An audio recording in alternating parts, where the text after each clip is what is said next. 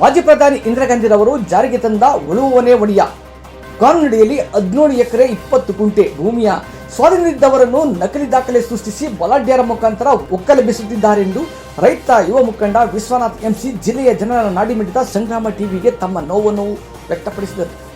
ಬೆಂಗಳೂರು ದಕ್ಷಿಣ ಜಿಲ್ಲೆ ಚನ್ನಪಟ್ಟಣ ನಗರದ ಮಂಗಳವಾರಪೇಟೆಯ survey number 52/53/67ರಲ್ಲಿ ಟೆನೆಟ್ನಿಂದ ಸುಮಾರು 17 ಎಕರೆ 24 ಗುಂಟೆ ಭೂಮಿಯನ್ನು ದಲಿತ ಸಮುದಾಯ, ಉಪ್ಪಾರ ಸಮುದಾಯ, ಒಕ್ಕಲಿಗ ಸಮುದಾಯದವರಿಗೆ ನೀಡಲಾಗಿತ್ತು.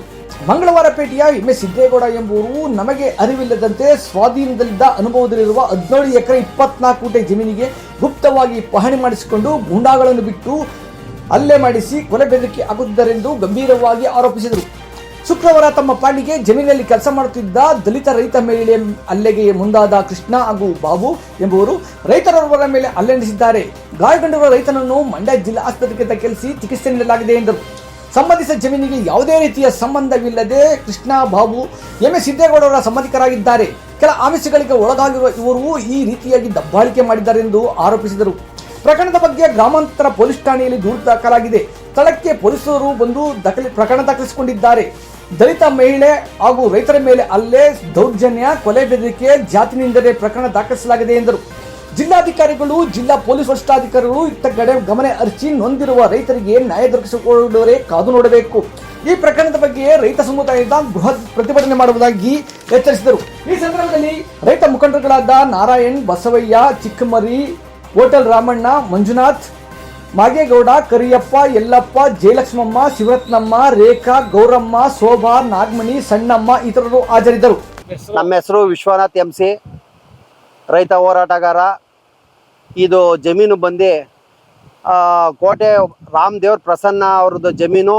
ಆ ಜಮೀನು ಅವಳು RTC ಓನರು BN ಸಕುಬಾಯಿ ಅವ್ರದ್ದು ನಮಗೂ ಸಂಬಂಧ ಇದ್ದು ಅವರ ದೇವಸ್ಥಾನದಲ್ಲಿ ನಾವು ಕೆಲಸ ಮಾಡಿಕೊಂಡು ತೇರು ಎಳಿದು, ಬಾವುಟ ಕಟ್ಟೋದು, ಚಪ್ರ ಹಾಕೋದೆಲ್ಲ ಮಾಡಿಕೊಂಡು ಅವ್ರಿಗೆ ಪಾಲು ಕೊಟ್ಕೊಂಡು ಬಂದಿರ್ತೀವಿ.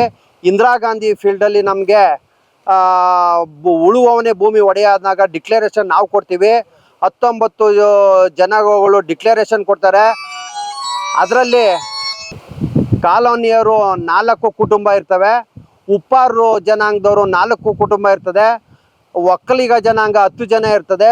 20 ಗುಂಟೆ 1 ಎಕರೆಯಲ್ಲಿ 4 ಜನ 5 ಜನ ಫ್ಯಾಮಿಲಿ ಭಾಗ ಆಗಿದ್ದಾರೆ. ನಾವು 80 ವರ್ಷದಿಂದ ಉಳುಮೆ ಮಾಡ್ಕೊಂಡು ಬರ್ತಾ ಇದ್ದು. ಎಂ.ಇ. ಸಿದ್ದೇಗೌಡ ನಮಗೆ ಯಾಮಾರಿಸಿ ಪಾಣಿ ಮಾಡಿಸ್ಕೊಂಡಿರ್ತಾನೆ, ಅನುಭವಕ್ಕೆ ಬಂದಿರುವುದಿಲ್ಲ.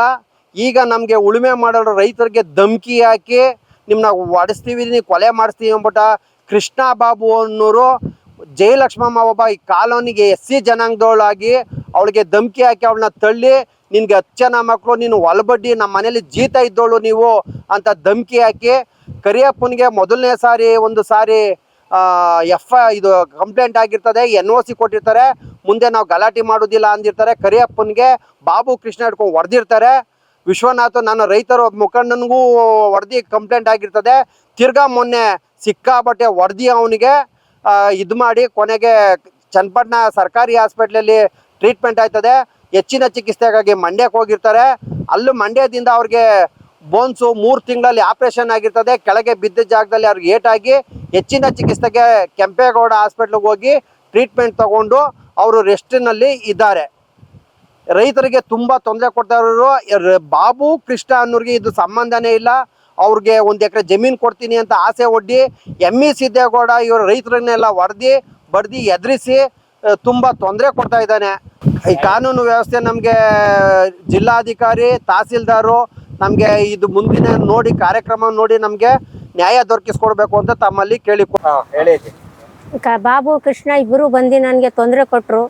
ನಾನು ಗಿಡ ನೆಡಕ್ಕೆ ಹೋದಾಗ ತಳ್ಬಿಟ್ರು ನನಗೆ ಯಾರೂ ಇಲ್ಲ ಸ್ವಾಮಿ, ನಾನು ಅದರ ದೇಶದಿಂದ ಅವ್ರ ಆಸ್ತಿಯಲ್ಲೇ ನಾನು ಇದ್ದೆ. ಆಗಿನಿಂದ ಉಳುಮೆ ಮಾಡ್ಕೊಂಡು ಈಗ 1 ವರ್ಷದ ತಾವಿಂದ ಬಂದು 2 ಸತಿ ಬರೋದಕ್ಕೂ 2 ಸತಿನೂ ತಡೆದು ನಮ್ಗೆ ಟ್ರಾಕ್ಟರ್ ಹೊಡಿಸ್ಕೊಡ್ದೆ ಹೋದ್ರು. ಈಗ ಕರಿಯಪ್ಪ ಅನ್ನೋರಿಗೆ ಬೇಕಾದಂಗೆ ಅಲ್ಲೇ ಮಾಡಿ ಅವ್ರನ್ನ ಸಾಯಿ ಮಾಡಿಸ್ದಲ್ಲಿ ಹೊಡೆದ್ರು.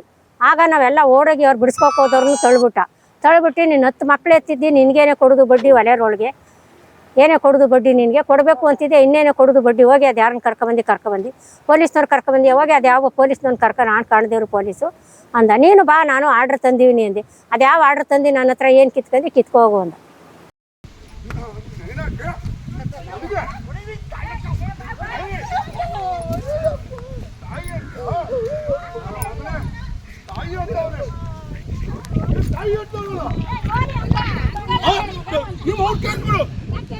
ಯಾಕೆ